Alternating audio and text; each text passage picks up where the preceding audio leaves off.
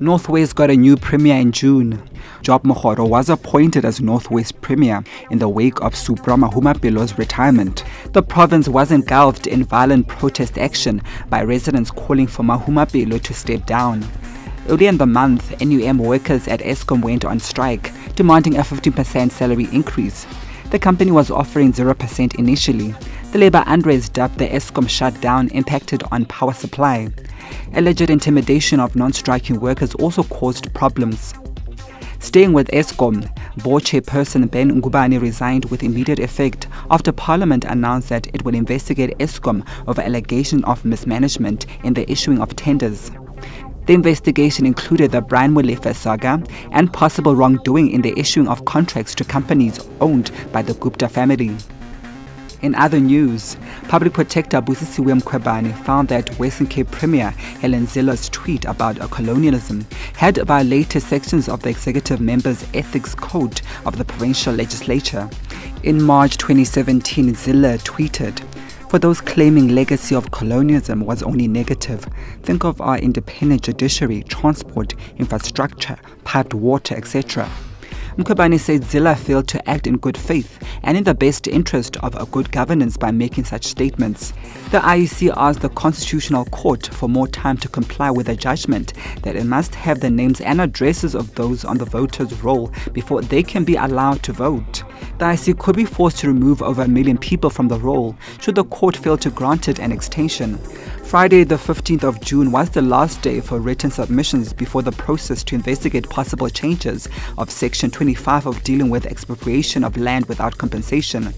As the debate on land expropriation continues, various organizations and individuals have called on the matter to be extended to look at cases prior to 1913.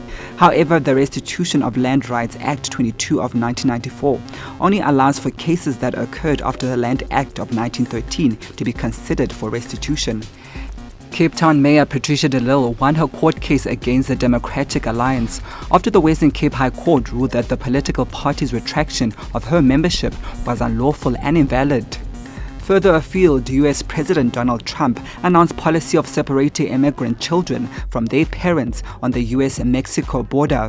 He signed an executive order requiring immigrant families to be detained apart when they are caught entering the country illegally for as long as their criminal proceedings take.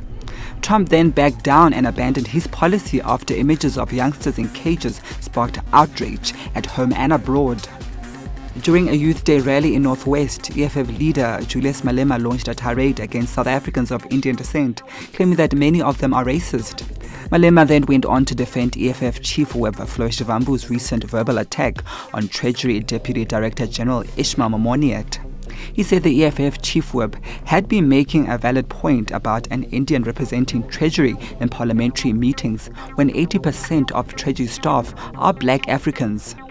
Other hate speech incidents included an airline passenger, Alochana Mutli, who used the K-word in reference to a black captain and two black passengers in an SMS while on a flight from R. Tambo International to King Shaka Airport.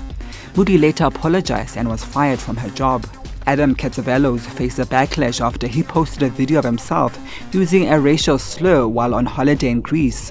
The video of him using the K-word to describe black people went viral on social media. He has since been removed as a partner from the family business St. George's Fine Foods and has also apologized. Model and media personality Sashi Naidu also came under fire after comments she made about the unrest between Israel and Palestine went viral and caused widespread outrage. Naidu on Instagram used a derogatory word to describe Gaza, stating that they are using foreign aid to build tunnels and rockets to pursue its ambition to annihilate Israel, instead of providing, amongst others, food and housing. For SABC News in Johannesburg, I'm Lebo Changela.